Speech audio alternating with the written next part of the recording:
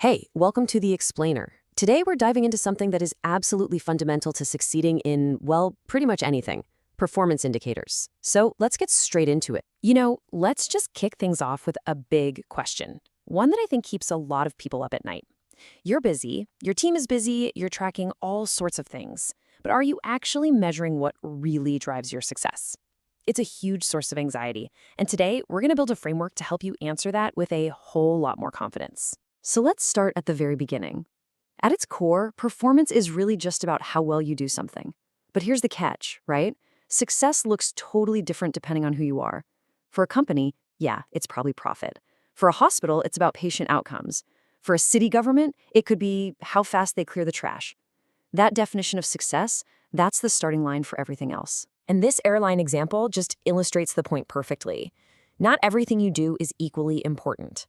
I mean, for an airline, having decent food or a good movie, that's nice. It's a nice to have, but it's not critical. Safety, reliability, being on time, those are the things that will make or break the business. You've got to know the difference between what's just nice and what is an absolute must-have. Okay, so how do we even begin to figure out what those must-haves are? Well, it all starts right here. You have to clearly, and I mean clearly, define what success actually looks like. You can't hit a target you can't see, and that's exactly where objectives come into play. So objectives are what take your big, maybe kind of vague mission and start to make it real. They're the first step in turning your goals into something tangible, something you can actually aim for. So instead of just saying, we want to grow the business, a real objective gives you a specific target. And listen, the absolute best way to set objectives is to use the SMART framework. You've probably heard of it, but it's popular for a reason. It works. It forces your goals to be specific so there's no confusion, measurable so you know if you're winning, achievable so you don't demotivate everyone, relevant so it actually helps you succeed, and time-limited, which adds that little bit of healthy pressure.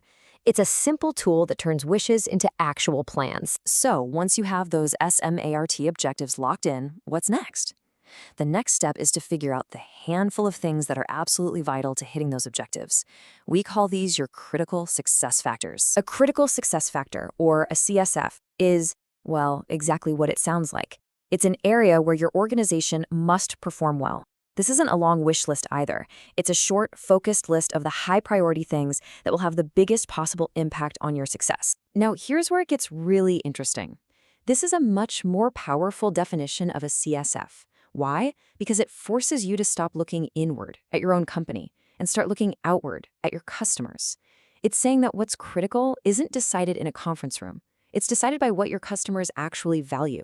If you don't nail the things they care about most, you simply won't win. Okay. And this is the moment it all clicks together. We've set our objectives, we've identified what's critical to our customers, so how do we actually measure if we're doing a good job? This is where we connect those critical success factors to some real numbers. Look, most organizations are already measuring tons of stuff. We call these performance indicators, or PIs. Could be profit, could be exam grades in a school, wait times at a hospital, you name it. We all have them. But here's the problem. A general PI, like your total profit number, tells you what happened. It's a result. It doesn't tell you how you got that result or why it happened. Was it because you sold more or because your costs went down? The number by itself doesn't tell you the story behind it. And that brings us to the most crucial distinction of all. A key performance indicator, a KPI, isn't just any old metric. It's a PI that is specifically chosen to measure one of your critical success factors. So think of it this way. All KPIs are PIs, but only the most important ones, the ones that measure what truly matters, get to be called key. All right, so we've got the theory down. But knowing the difference between a PI and a KPI is one thing. Actually using them effectively is a whole different ballgame. So let's talk about putting this into practice and how to avoid some really common mistakes. So many organizations fall into these traps. If you don't measure enough, important things get ignored. But if you measure too many things, everybody just gets confused and overwhelmed. And you can't measure the wrong things, like focusing only on cutting costs when you're a luxury brand. It's all about finding that perfect balance. And to avoid that last pitfall, the hit-and-run measure, where you set a target and then kind of forget about it, you need a system. A really strong KPI doesn't just exist on a spreadsheet. It needs a management framework built around it to make it powerful. So let's make this real. Take a look at this train company. Their KPI is punctuality. Simple enough. But look at the framework. They know why it matters. It's how they compete for passengers. There's a person responsible, the operations director. There's a clear target, be within 5 minutes of the schedule. And there's a process for reporting on it. See?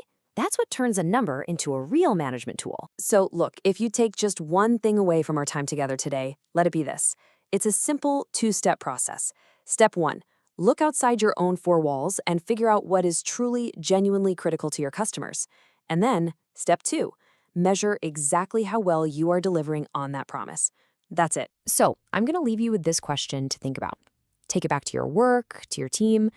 Based on everything we just talked about, what is the one key performance indicator that, if you focused on it, could completely transform how you even define success?